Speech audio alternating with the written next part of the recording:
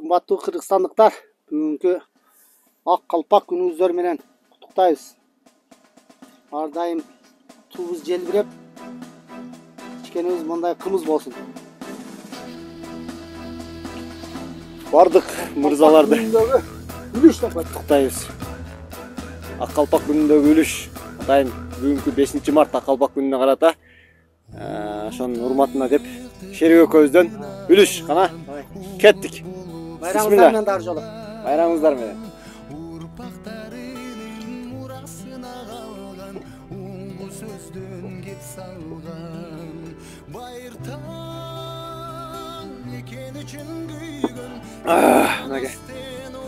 Кыргыздын улуттук суусундугунан ушинтип 5 мартка карата отурабыз жакшы маанайда.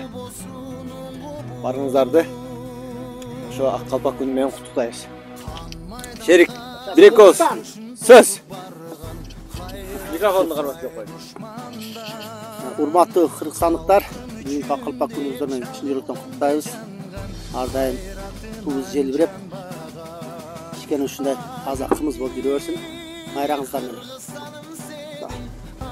Şerik kettik anda da. Kettik anda da.